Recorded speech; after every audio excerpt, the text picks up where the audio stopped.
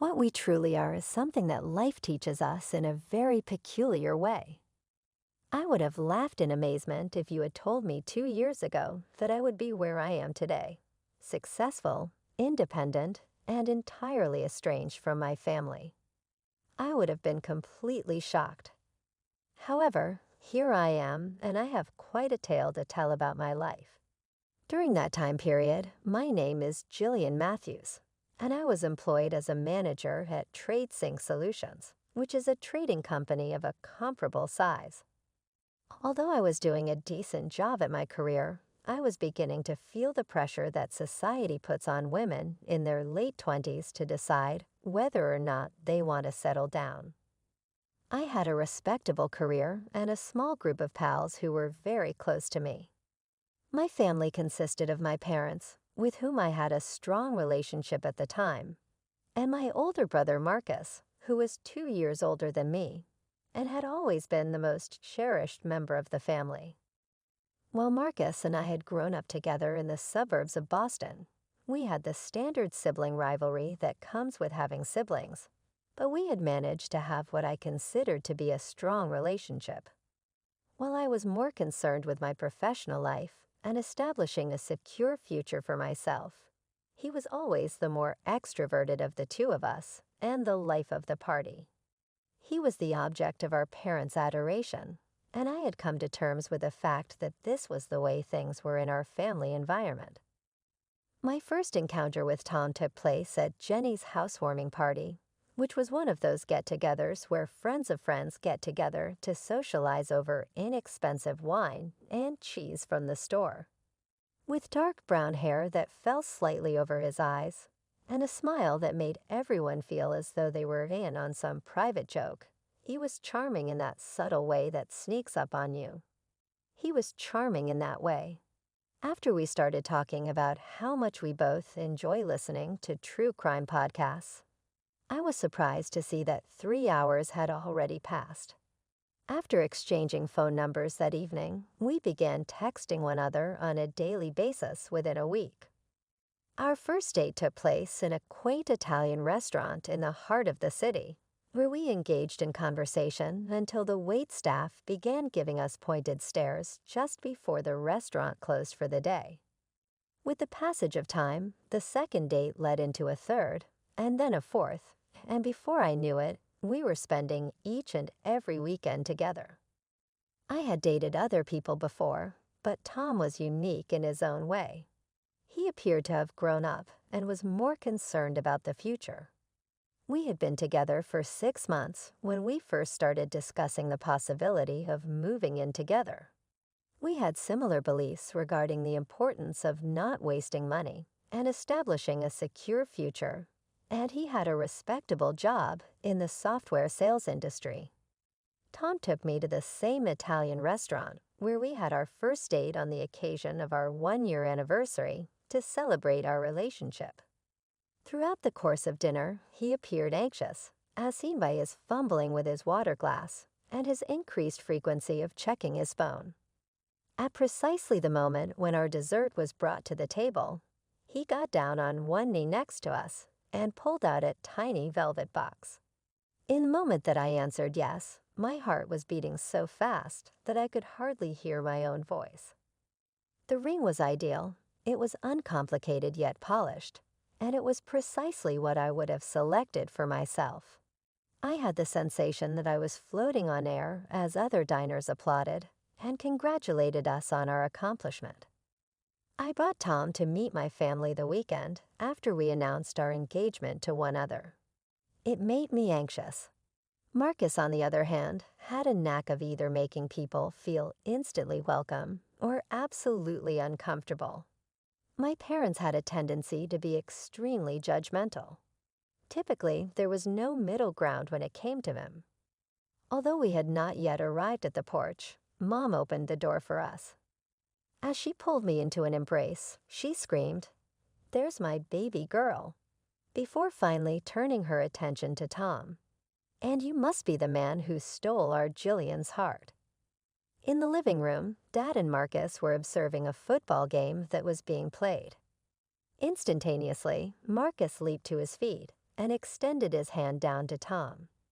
At the same time as he was giving Tom a solid handshake, he smiled and asked, "So you're the guy my little sister won't shut up about?" Tom's response was calm and composed. "And you must be the notorious Marcus. Jill told me quite a bit about you, too." More than I could have asked for, the afternoon went extremely well. Despite my complaints, Mom persisted on showing Tom all of the embarrassing images from my youth. Meanwhile, Dad questioned Tom about his career and questions about his plans for the future. I was somewhat aback by the fact that Tom and Marcus developed a strong connection almost immediately, particularly after they found out that they were fans of the same football team. After what seemed like an eternity, Marcus finally broke his silence at supper by putting his arm around Tom's shoulders and saying, "I've been dreaming of having a brother forever, but all I got was this troublemaker." Using his fork, he gestured in my direction. I stuck my tongue out at him. "Please, you wouldn't have survived without me covering for you all those times in high school." "True that, sis," he laughed, and the whole table joined in. The next few months were a whirlwind of wedding preparations. Mom took charge of the flower arrangements, Dad handled the venue negotiations, and Marcus appointed himself Tom's unofficial bachelor party planner and drinking buddy. They started meeting regularly for beers, and I was honestly thrilled to see my fiancé and my brother becoming such close friends. The wedding itself was simple but perfect. We held it in my parents' backyard, with fairy lights strewn through the trees and mason jars filled with wildflowers on the tables. Our closest friends and family were there, and when Tom kissed me after saying "I do," I truly believed this was my happily ever after. We moved into Tom's rented apartment after the honeymoon, a cozy one-bedroom in a decent neighborhood. That's when we started our saving plan for our own place. We decided to make it into a friendly competition, each of us putting money into separate accounts to see who could save more for the down payment. At first, it was fun. We'd compare takeout menus to find the best deals, have movie nights at home instead of going out, and cook elaborate meals together to avoid expensive restaurants. But about 3 months in, Tom started getting restless. "We're turning into an old married couple already," he complained one evening. "We're too young to live like hermits." I tried to remind him of our goals, showing him how much we'd already saved. Think about it. In a few years, we could have our own place. Wouldn't that be worth it? He would nod and seem to understand, but then Marcus started inviting him out for guys' nights on Fridays.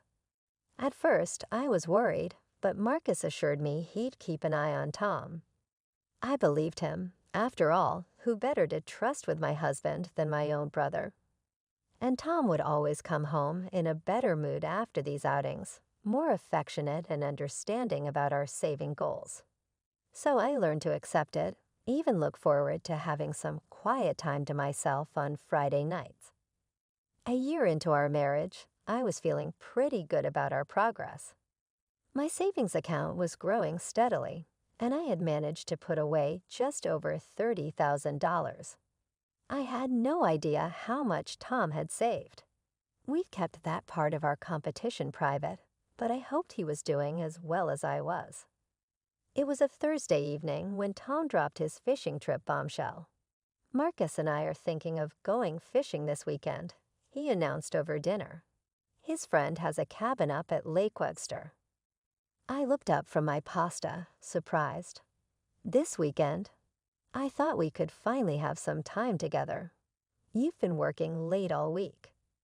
"Come on, Gil," he grinned, his eyes lighting up like a kid at Christmas.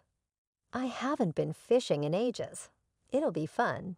Just us guys, some beers, maybe catch something worth bragging about." As if on cue, there was a knock at our door. Marcus burst in. He had a key for emergencies, though I was starting to question the wisdom of that decision. "Little sister." He spread his arms wide. Please, pretty please let your wonderful husband come fishing with me this weekend." He dropped to his knees dramatically in front of my chair. "I promise I'll take good care of him. No wild parties, no crazy stunts, just two guys trying to outsmart some fish." I couldn't help but laugh. "Get up, you idiot. You're 40, not 4. "Not until you say yes," he insisted, giving me his best puppy dog eyes. The same ones that had gotten him out of trouble countless times when we were kids.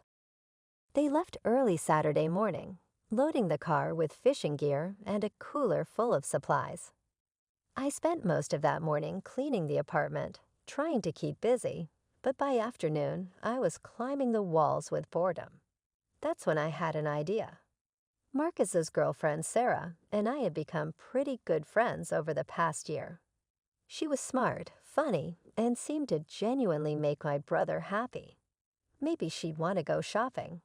I could justify a small splurge from my savings for some girl time. I pulled out my phone and dialed her number. She picked up on the third ring. "Hey, Sarah, it's Jillian. Listen, the boys are off fishing, so I was wondering if you'd like to go shopping. Maybe grab some lunch." There was a pause on the other end. "Fishing? Marcus isn't fishing. He's here with me at my place. We're getting ready to drive to my parents' house for the weekend. He's actually in the next room right now." My blood ran cold. In the background, I could hear my brother's voice. "Who's that, babe?" "Just my friend, Lucy," Sarah replied, her voice slightly muffled. I sat there, phone pressed to my ear, as the implications of what I'd just learned began to sink in. My husband and my brother had lied to me. But why? Where was Tom really going? "Sarah," I whispered, "please don't tell Marcus about this call. I need to figure something out. Just please." Of course, she promised. "Are you okay?" "I don't know. I'll call you later." I hung up before my voice could break. For several minutes, I just sat there on our bed, my mind racing. Tom's laptop was on his desk, humming quietly in sleep mode. We had always been open with each other about passwords, or at least I thought we had been. His was simple, his mother's birth date. I teased him about being too predictable, about needing better security. Now that predictability was working in my favor. My hands trembled as I opened the laptop and typed in the password. His social media accounts were still logged in.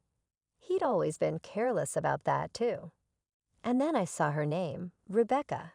The message thread was extensive, going back months.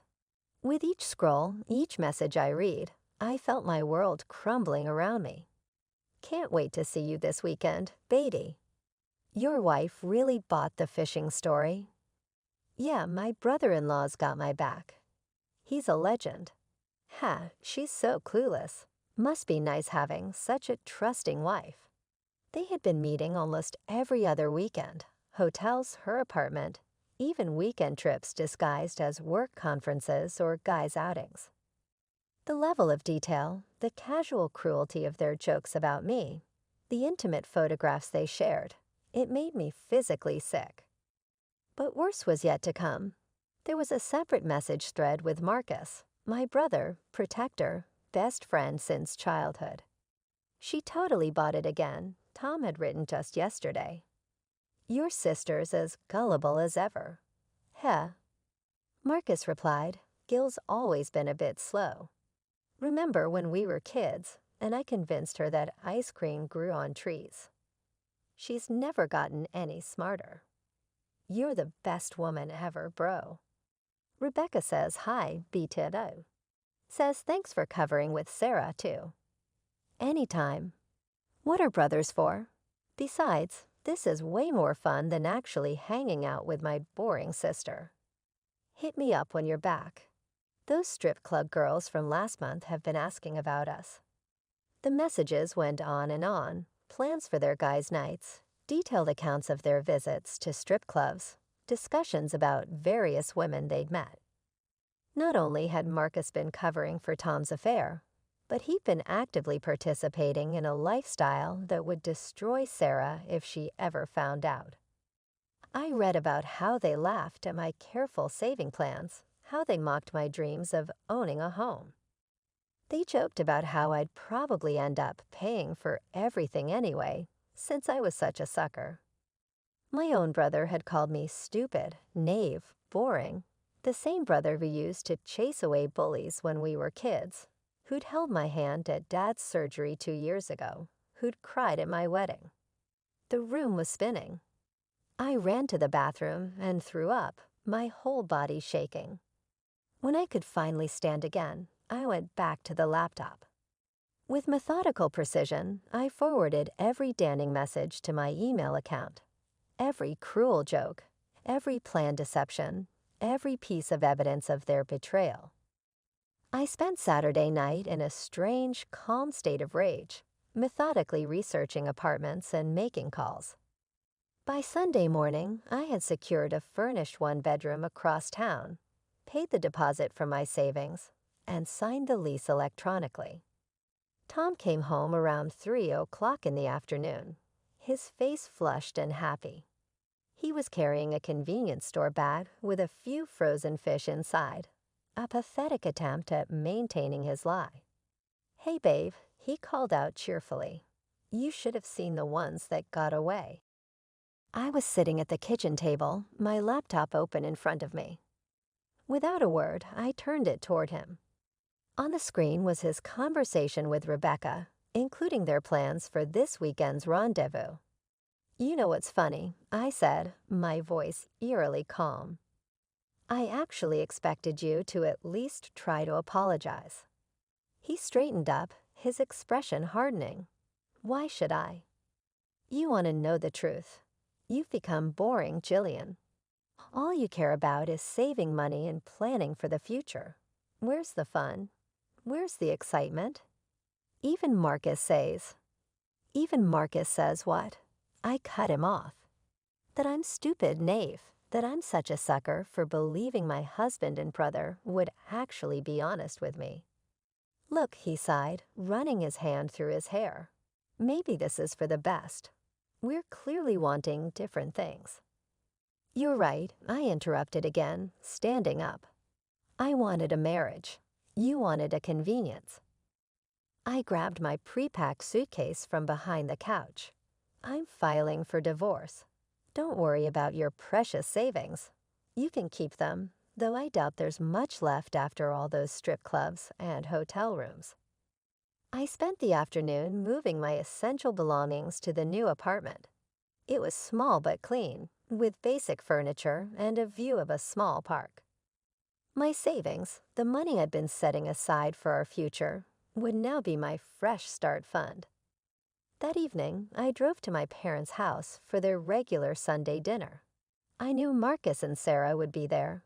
They always were after their weekends with their parents. Mom was setting the table when I arrived. Dad was in his usual armchair, and Marcus and Sarah were on the couch, looking like the perfect couple. "There's my girl." Mom smiled. "We missed you at lunch yesterday."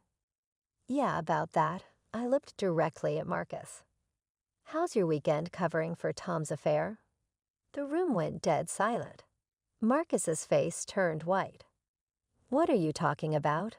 Dad demanded. I pulled out my phone and started reading the messages aloud. The crude jokes, the strip club visits, the careful coordination of lies. With each word, Sarah's face grew more horrified. When I finished, she turned to Marcus, tears in her eyes. "Is this true?" He couldn't even look at her. "Sarah, please." The sound of her palm connecting with his cheek echoed through the room. "We're done," she choked out. "Everything, we're done." She grabbed her purse and ran out the front door, slamming it behind her. After Sarah left, I expected my parents to be shocked, angry, disappointed in Marcus. Instead, my mother burst into tears, not for me, but for him. "Look what you've done," she cried, rushing to comfort Marcus, who sat with his head in his hands. Your brother's relationship is ruined. I stared at her in disbelief. Are you serious right now? Did you hear anything I just said about how he helped Tom cheat on me? About the strip clubs, the lies? Oh, Jillian, Dad sighed, shaking his head. Boys will be boys. You're making a mountain out of a molehill. Tom was just blowing off some steam, and Marcus was being a good friend. A good friend? I felt like I'd stepped into some bizarre parallel universe. He helped my husband cheat on me. He lied to my face for months, and now you've destroyed his relationship with Sarah. Mom snapped. Was that really necessary? Couldn't you have handled this privately? Marcus lifted his head, his eyes red but dry. Yeah, sis, real classy move. You just had to drag everyone into this, didn't you? I looked between them, my mother stroking Marcus's hair like he was a wounded child, my father giving me that disappointed look he perfected over the years, and my brother playing the victim as he had his entire life. In that moment, something inside me broke, and it reformed harder and colder than before. You know what? You're right. I should have known better than to expect any of you to take my side. Marcus has always been the golden child, hasn't he? He can do no wrong. Well, congratulations, you can have each other. I walked out of my childhood home that night and didn't look back. The divorce proceedings were surprisingly quick. Tom tried to claim half of my savings, arguing they were marital assets. We agreed to save together, he said in mediation, trying to sound reasonable. It was our joint plan for our future. But even his parents, who'd stayed out of the whole mess, told him to drop it. Don't make yourself look worse than you already do, his mother had said sharply. He withdrew his claim the next day. From mutual friends, I heard that Marcus and Tom were still thick as thieves. Without Sarah to keep him in check, Marcus had fully embraced the single life again. They were regulars at every bar and club in town, living it up like college freshmen instead of grown men in their 30s. Their social media was full of party pictures, groups of girls, and drunken adventures. Not that I looked often, but word got back to me. Funny how clarity comes when you strip everything away. Without the distractions of a failing marriage or family drama, I could finally focus on what I wanted. And what I wanted was to succeed. I volunteered for every challenging project that came through TradeSync Solutions, the ones other managers avoided because they were too complex, too risky, or too time-consuming. I took them all. I stayed late, came in early, and poured every ounce of my energy into making each project exceptional. My first major success came with the Anderson account, a client everyone had written off as impossible to please. I restructured their entire trading framework, created new reporting systems, and increased their profitability by 47% in the first quarter. The CEO himself called to praise my work. That success led to bigger projects. I developed a new risk assessment protocol that saved the company millions in potential losses. I streamlined our international trading processes, reducing transaction times by 60%. Each victory built upon the last, and people started to notice. Jillian, my boss, called me in one day. How would you feel about joining the management team? We need someone with your vision. The promotion came with a corner office and a salary that made my eyes water.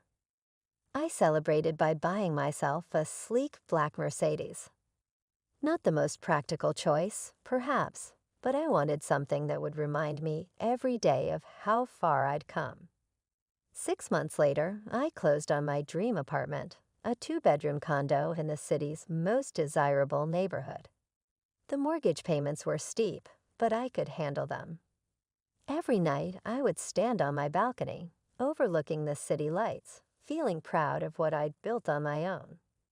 I hadn't spoken to my family in all this time. No birthday calls, no holiday gatherings, no Sunday dinners. Sometimes I'd see their numbers on my phone, but I never answered. The wounds were still too raw, the betrayal too fresh.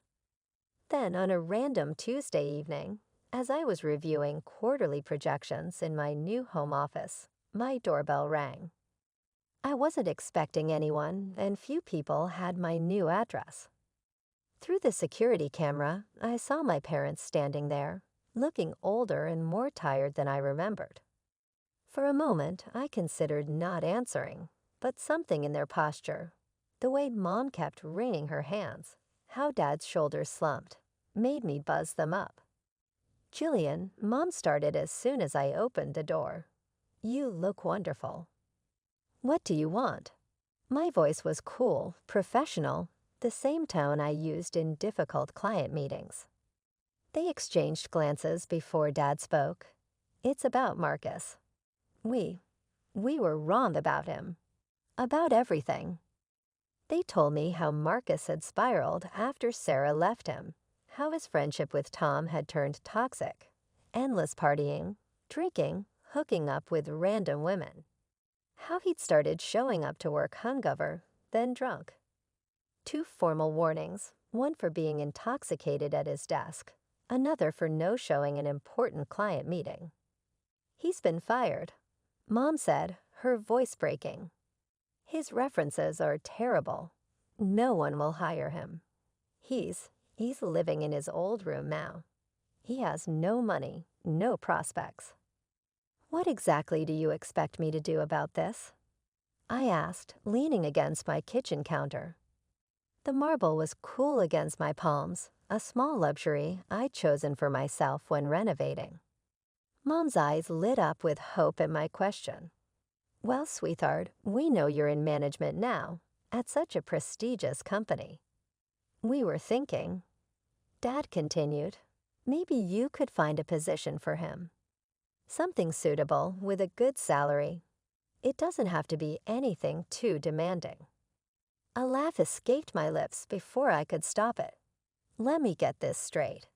You want me to risk my professional reputation, which I built from scratch, to give a cushy job to the brother who betrayed me. The same brother who helped destroy my marriage." "Jillian, that was 2 years ago," Mom pleaded. "People make mistakes." "Mistakes?"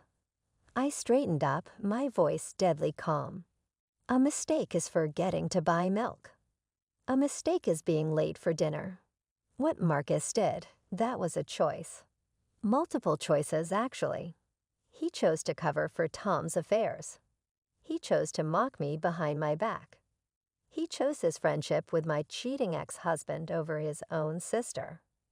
He's family," Dad argued, his face reddening.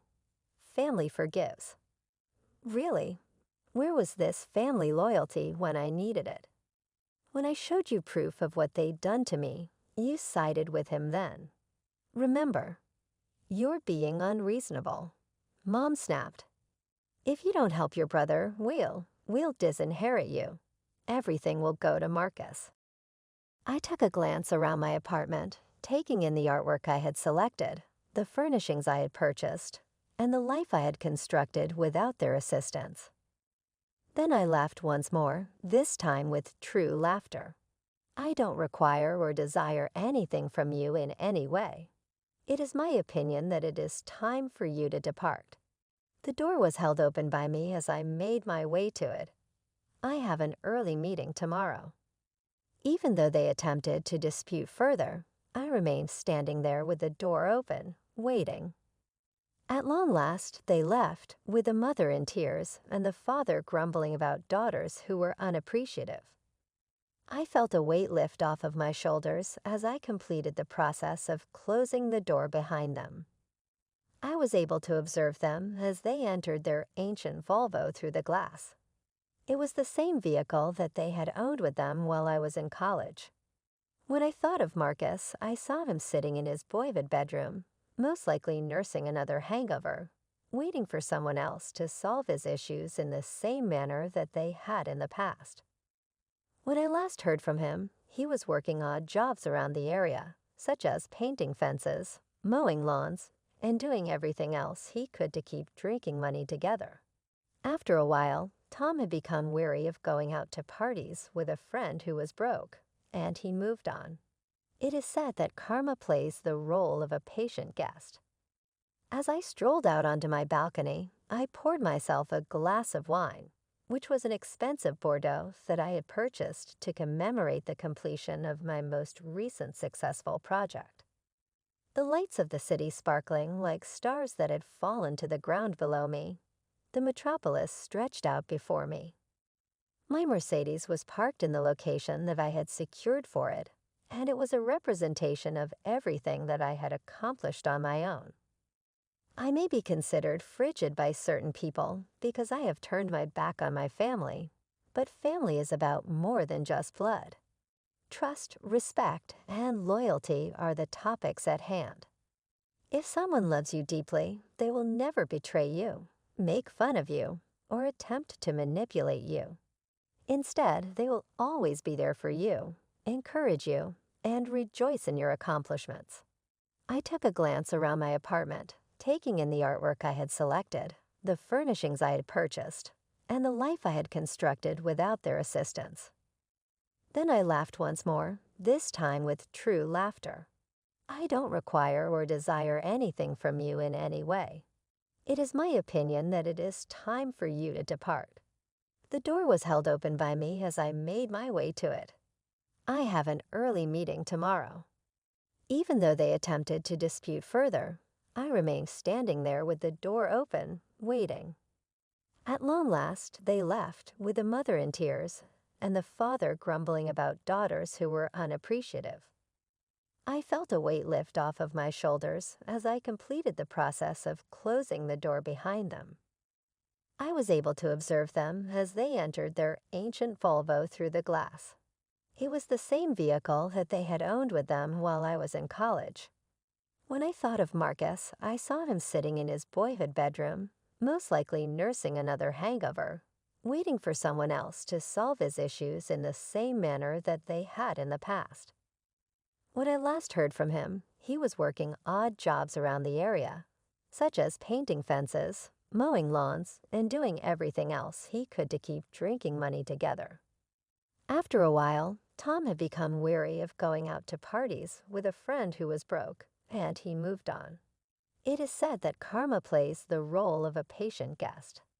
As I strolled out onto my balcony, I poured myself a glass of wine, which was an expensive Bordeaux that I had purchased to commemorate the completion of my most recent successful project. The lights of the city sparkling like stars that had fallen to the ground below me, the metropolis stretched out before me. My Mercedes was parked in the location that I had secured for it, and it was a representation of everything that I had accomplished on my own. I may be considered frigid by certain people because I have turned my back on my family, but family is about more than just blood. Trust, respect, and loyalty are the topics at hand. If someone loves you deeply, they will never betray you, make fun of you, or attempt to manipulate you. Instead, they will always be there for you, encourage you, and rejoice in your accomplishments.